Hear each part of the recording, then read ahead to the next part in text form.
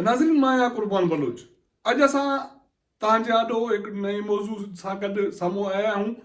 उहो मौज़ू इहो आहे त हुकूमत इत्तेहादी, पाकिस्तान तहरीक इंसाफ़ जे इत्तेहादी MQ पारां सिंध जे विरहाङे लाइ कोशिशुनि जो सिलसिलो जारी आहे। गुज़िरियल इजलास में हुननि आइन में तरमीम जो हिकिड़ो बिल क़ौमी असेंबली में पेश कयो हो, जंहिंमें सूबनि जा जेके जे अख़्तियार हुया नवां सूबा क़ाइमु करण जे हवाले सां सूबाई असेंबली जा उहे ख़तमु करे उहे अख़्तियार क़ौमी असेंबली खे ॾियण जी सिफ़ारिश कई वई। ऐं उन खां पोइ हुकूमत बि उन जी वज़ाहत करण ते मजबूर थी। हाणे हलंदड़ सेशन में MQ हिकिड़ो ॿियो बिल आइन में तरमीम जो पेश कयो आहे, जंहिंमें आइन जे 4 खां वधीक शिकनि में तरमीम जी सिफ़ारिश कई वई आहे। ऐं इहो बिल निजी मेंबर वारे ॾींहुं अङारे वारे ॾींहुं जे एजेंडा में शामिलु थियो, जेतोणीकि उहो बिल क़ौमी असेंबली जे इजलास में पेश त न थी सघियो, पर उहो इजलास जे एजेंडा में शामिलु हुयो। हाणे माना उन जी आइनी सूरत हाल इहा आहे त जेकॾहिं हाणे इहो बिल अङारे वारे ॾींहुं पेश न थी सघियो त ईंदड़ वरी जेको बि निजी मेंबर ॾींहुं हूंदो उन में इहो बिल वरी पेश थींदो। ऐं उन ते पोइ हुकूमती रद्द अमल कहिड़ो थो अचे, सियासी जमातनि जे मुखालिफ़ जमातनि जो रद्द अमल कहिड़ो थो अचे।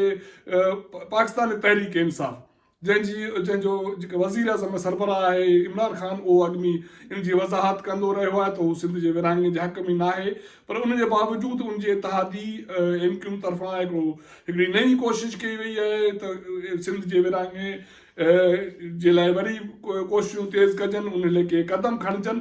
हाणे इन MQ इन मामले खे सॼो ॻंढियो आहे सॼे मुल्क में वधीक सूबा ठाहिण जे हवाले सां।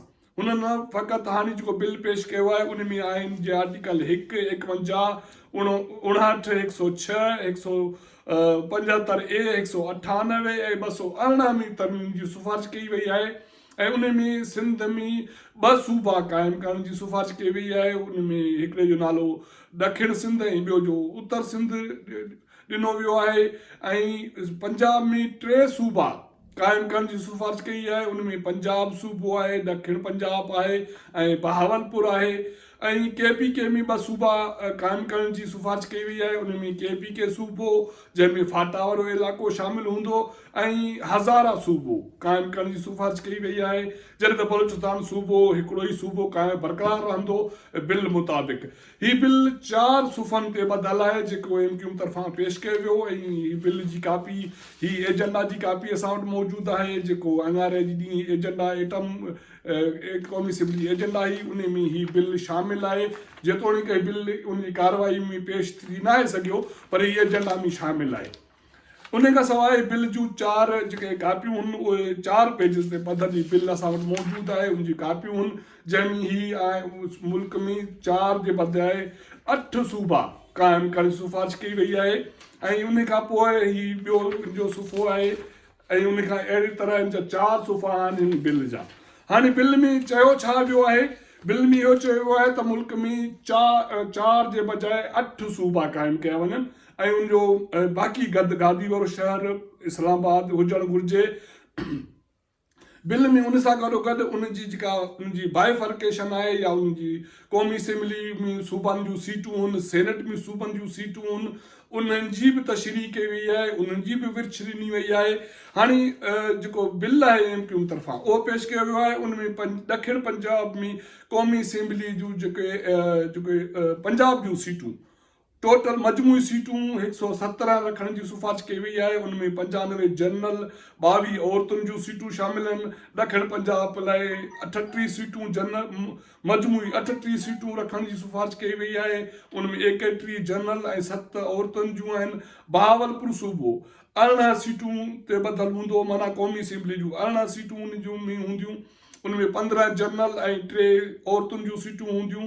ॾखिण सिंध लाइ उन्हनि बिल में 32 सीटूं क़ौमी असेंबली जूं रखियूं हुयूं। उन में 26 जनरल आहिनि, 6 औरतुनि जूं आहिनि। ऐं उत्तर सिंध में लाइ 43 क़ौमी असेंबली में सीटूं हूंदियूं ऐं उन में 35 जनरल ऐं 8 जेके आहिनि औरतुनि जूं सीटूं। KPK जूं सीटूं उन में 55 रखण जी सिफ़ारिश कई वई आहे। 45 जनरल आहिनि ऐं 10 औरतुनि जूं। हज़ारा सूबो 9 सीटूं मजमूई 7 जनरल, औरतुनि जूं और बलोचिस्तान जूं 20 सीटूं ऐं उन में 16 जनरल ऐं 4 जेके औरतुनि जूं सीटूं आहिनि। मजमूई तौरु क़ौमी असेंबली में 335 सीटूं रखण जी सिफ़ारिश कई वई आहे। उन में अक़लियत जूं सीटूं 10 उहे शामिल न आहिनि ऐं अञा ताईं फाटा वारो मामिलो बि लटकियल आहे। ऐं औरतुनि जूं मजमूई तौरु 62 सीटूं, जनरल 273 सीटूं, औरतुनि जूं 62 सीटूं रखण जी सिफ़ारिश कई वई आहे। ऐं उन में चयो वियो आहे त जेको फाटा जी जेका चूंड लाइ जेको उन जूं सीटूं रखियूं वियूं उहे सीटूं ऐं सिंध में जेके औरतुनि जूं सीटूं उहो इन वक़्तु ताईं बरक़रार रहंदियूं जेसि ताईं क़ौमी असेंबली जो टेन्योर आहे। उन खां पोइ इहे सीटूं ख़तमु थी वेंदियूं। जॾहिं नवां सूबा क़ाइमु थींदा त उन नवनि सूबनि लाइ औरतुनि जूं उन अलॻि सीटूं हूंदियूं, छो त हींअर हिकिड़ी सिंध जूं सीटूं आहिनि। जॾहिं बिल MQ जे बिल मुताबिक़ सिंध में 2 सूबा क़ाइमु करण जी सिफ़ारिश कई वई आहे। हिन बिल में सेनेट जूं सीटूं बि वधाइण जी सिफ़ारिश कई वई आहे। जेके हींअर 104 सीटूं आहिनि उनखे 188 सीटूं करण जी सिफ़ारिश कई वई आहे। माना हर सूबे मां 22 सीटूं हूंदियूं ऐं बाक़ी इस्लामाबाद लाइ 4 सीटूं रखण जी सिफ़ारिश कई वई आहे। ऐं टोटल सेनेट जी सीटुनि जो अंग 104 मां वधाए 188 करण जी सिफ़ारिश कई वई आहे। हाणे उन सां गॾोगॾु हिन बिल में सूबनि जेके नवां सूबा ठहंदा या उनजी जेका सिफ़ारिश कई वई आहे उन जे सीटुनि जो बि तयन ॾिनो वियो आहे। हाणे पंजाब जो असेंबली जो जेको सीटूं मजमूई उहो 252 रखण जी सिफ़ारिश कई वई आहे।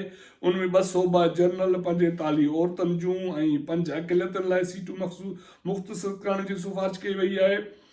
ॾखिण पंजाब मजमूई तौर ते 80 सीटूं रखण जी सिफ़ारिश कई वई आहे। उन में 31 जनरल आहिनि, 7 औरतुनि लाइ, 1 अक़लियत लाइ। बहावलपुर सूबे में असेंबली जूं सीटूं या बहावलपुर असेंबली जूं सीटूं 39 रखण जी सिफ़ारिश कई आहे। उन में 31 जनरल आहिनि, 7 औरतुनि लाइ, 1 अक़लियत लाइ। ॾखिण सिंध पंजाब जेका MQ जे बिल मुताबिक़ ॾखिण सिंध असेंबली जी सीटुनि जो अंग मजमूई तौरु 71 हूंदो। उन में 55 जनरल, 13 औरतुनि लाइ ऐं 3 अक़लियतुनि लाइ। जॾहिं त उत्तर सिंध जी असेंबली जे लाइ 97 सीटूं रखण जी सिफ़ारिश कई वई आहे। माना उहा उत्तर सिंध जी असेंबली 97 सीटुनि ते ॿधल हूंदी। उन में 75 जनरल आहिनि, 16 औरतुनि लाइ, 6 अक़लियतुनि लाइ।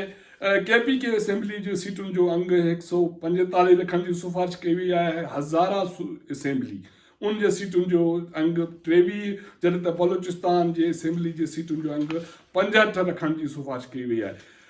इन सां गॾोगॾु जेको हिन बिल में इहो बि चयो वियो आहे त जेके बि नवां सूबा जॾहिं ठहंदा त जेके मौजूदा हाई कोर्ट जा चीफ जस्टिस आहिनि उन्हनि सां गॾु हिकिड़ी कमीशन क़ाइमु कई वेंदी जेका हाई कोर्ट्स जे बेंचनि जो या उनजे चीफ जस्टिस जो हिकिड़ो भेरो या जजनि जे तयन जो माना मुक़ररी जो तयन कंदी ऐं इहो वंस हूंदो। उन खां पोइ जेके हाई कोर्ट्स जा जज जंहिं बि सूबे में आहिनि माना हींअर उहे उन ताईं कमु कंदा जेसि ताईं नवां सूबा क्रिएट थींदा। जॾहिं नवां सूबा क़ाइमु थींदा त उहे जज जिन जो तालुक़ु नवनि सूबनि सां हूंदो उहे उन नए सूबे में बदिली कया वेंदा। ऐं जेके बदिली जज थींदा उन में जेको सीनियर तरीन जज हूंदो उहो प्रिंसिपल सीट जे में चीफ जस्टिस तौरु कमु कंदो।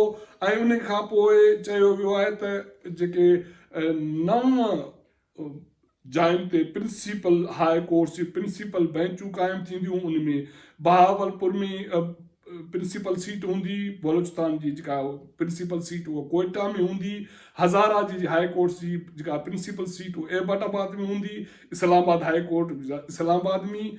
ऐं उत्तर सिंध जी हाई कोर्ट जी प्रिंसिपल सीट हूंदी उहा सखर में हूंदी। जॾहिं त ॾखिण सिंध जी जेका हाई कोर्ट जी प्रिंसिपल सीट उहा कराची में, पंजाब जी हाई प्रिंसिपल सीट लाहौर में, ॾखिण पंजाब जी मुल्तान में उनजी प्रिंसिपल सीट हूंदी।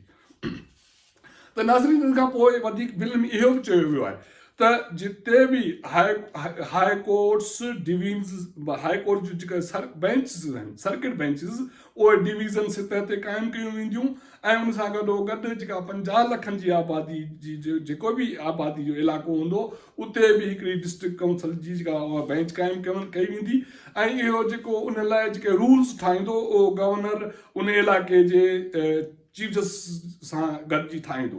तो नाज़रीन इहा आहे एमक्यूएम जी सूरत हाल जी जेका कोशिशि आहे सिंध जे विरहाङे जी उहो सिलसिलो उन जी कोशिशि जारी आहे।